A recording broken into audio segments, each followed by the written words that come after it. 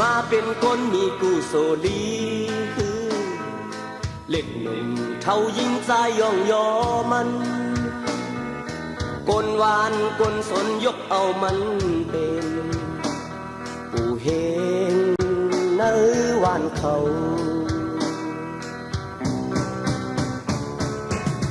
วันเอิงหึงมาโหปอสายเยาเขากึดหรืออำมีเพอแกนมันเขาวางผ้าย้อนเพื่อนอนเขียวตาเดลัยปอมจางฝนตกเงินออกไม่ลุกอ่อนคิดกันอำเยาก็โลหาปูเฮงเฮาแดดตัดตะลาบัน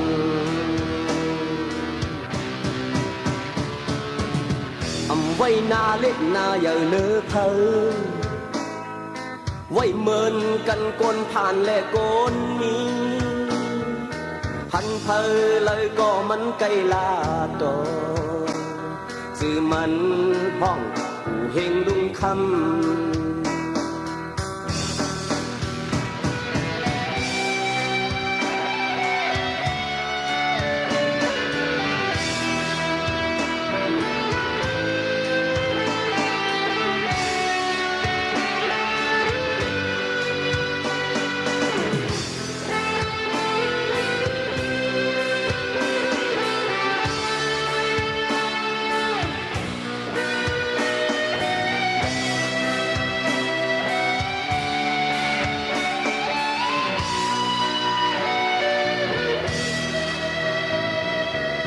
เกิดมาเป็นคนมีกุศลี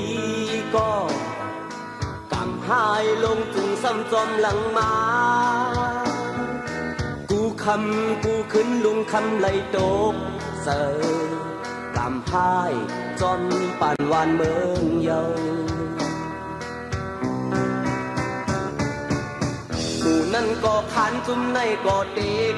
ย้อนหมู่เลยจุ่มเลยก็ตกเก็บมันจุ่มเลยจุ่มเธอก็ดึงเลยปันจุ่มหยิบกองกลางสังเปนำมีมาวันหนึ่งเปิ้นเอากว่าปู่เฮงลุงคำห้องกว่าจะทำอยู่เป็นตั้งคืนยามนั้นเธอหูจนหัน